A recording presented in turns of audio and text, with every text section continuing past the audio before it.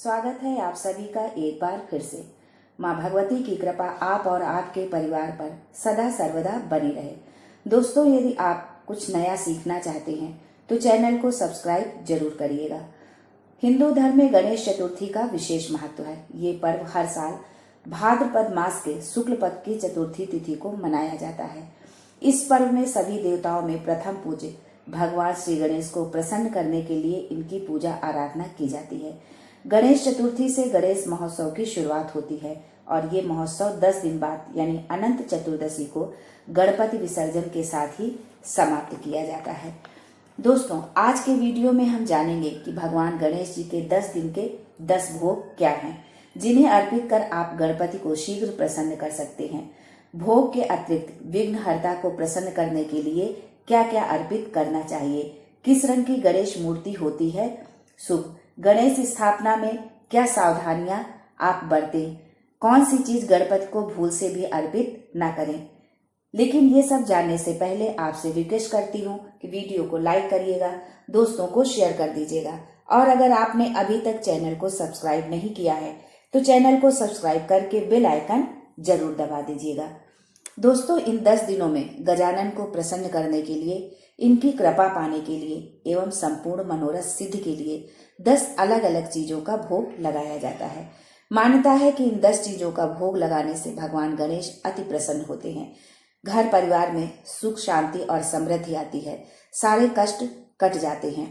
ये तो आप सभी जानते हैं कि बप्पा को यानी भगवान गणेश को मोदक अति प्रिय है। इसलिए गणेश चतुर्थी यानी भगवान गणेश जी के जन्मोत्सव के दिन सबसे पहले मोदक का भोग लगाना चाहिए। गणेश महोत्सव के दूसरे दिन गणपति को मोतीचूर के लड्डू का भोग लगाना उत्तम होता है।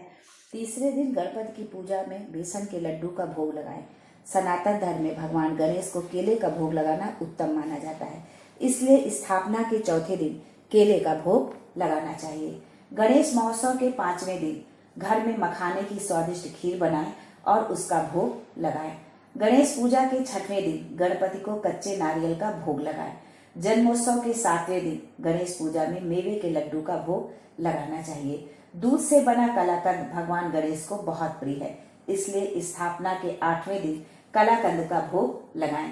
गणेश उत्सव के 9वें दिन केसर से बनाए गए श्रीखंड को बप्पा के भोग में उन्हें अर्पित करें। भगवान गणेश जी की पूजा के आखिरी दिन बाजार से या फिर घर में बने तरह तरह के मोदक का भोग लगाएं। दोस्तों, इसके अलावा गणेश जी को प्रसन्न करने के लिए दूर्वा अवश्य चढ़ाएं। गणेश जी को दूर्वा अति प्रिय है। दूर्वा के ऊपरी हिस्से पर 3 या 5 पत्तियां हो तो बहुत ही उत्तम है। भगवान गणेश को तुलसी दल छोड़कर सभी प्रकार के फूल चढ़ाए जा सकते हैं। पद्म पुराण आचार रत्न में लिखा है कि न तुलसिया गणाधिपम, अर्थात तुलसी से गणेश जी की पूजा कभी ना करें। गणेश जी को सिंदूर भी अर्पित किया जाता है। सिंदूर मंगल का प्रतीक होता है। गणपति को सिंदूर लेपन के विषय में शिव महापुराण में एक श्लोक मिलता है। उसके अनुसार आनने तव सिंदूरम दृश्यते सांप्रतम यदि तस्मात् तव पूजनीयो अस सिंदूरेण सदा नरहि, अर्थात जब भगवान शंकर ने गणेश जी का सिर काट दिया और हाथी का सिर लगाया तब उसमें पहले से ही सिंदूर का लेपन हो रहा था। माता पार्वती ने जब उस सिंदूर को देखा तो उन्होंने गणपति जी से कहा कि उनके मुख पर जिस सिंदूर का विलेपन हो रहा है मनुष्य उसी सिंदूर से उनकी पूजा करेंगे। इसीलिए विघ्नहर्ता को सिंदूर का विलेपन किया जाता है।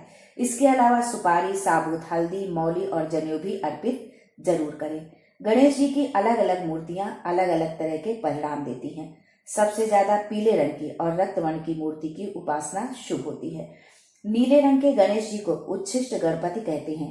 इनकी उपासना विशेष दशाओं में ही की जाती है। हल्दी से बनी हुई या हल्दी का लेपन की हुई मूर्ति हरिद्रा गणपति कहलाती है। ये कुछ विशेष मनोकामनाओं के लिए शुभ मानी जाती है।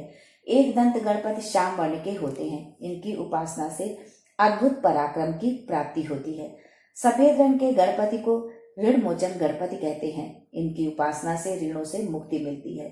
4 भुजाओं वाले रक्त वर्ण के गणपति को संकष्ट हरण गणपति कहते हैं। इनकी उपासना से संकटों का नाश होता है। त्रिनेत्रधारी रक्त वर्ण और 10 भुजाधारी गणेश महागणपति कहलाते हैं। इनके अंदर समस्त गणपति समाहित होते हैं। सामान्यतः पीले रंग की या रक्त वर्ण की प्रतिमा जिसका आकार मध्यम हो घर में स्थापित करनी चाहिए। दोस्तों, गणेश चतुर्थी के दिन अथवा पूजा के समय पीले अथवा सफेद वस्त्र आप धारण करें, काले वस्त्र भूलकर भी नहीं। गणेश जी की प्रतिमा यदि आप घर में स्थापित करते हैं तो वो बहुत बड़ी नहीं होनी चाहिए। यदि आप स्वयं नदी की मिट्टी से प्रतिमा बनाएं तो उसका फल सर्वश्रेष्ठ होता है। बिना चंद्रमा को अर्घ्य दिए हुए व्रत का समापन ना करें, नजर नीची रखकर ही अर्घ्य दें। गणेश जी को कभी भी तुलसी दल ना चढ़ाएं, क्रोध न करें, वाणी पर नियंत्रण रखें और सात्विकता बनाए रखें। घर पर यदि आप गणेश की स्थापना कर रहे हैं तो जितने दिन घर में गणपति हैं उतने दिन तक मांस, मदिरा, लहसुन, प्याज का सेवन न करें। ब्रह्मचर्य व्रत का पालन करें। आज के लिए बस इतना ही। दोस्तों, यदि गणेश चतुर्थी या गणपति स्थापना से संबंधित आपको कोई भी जानकारी चाहिए तो कमेंट बॉक्स में अवश्य लिखें। दोस्तों, मिलते हैं अगले वीडियो में एक नई जानकारी के साथ। तब तक के लिए जय गणेश।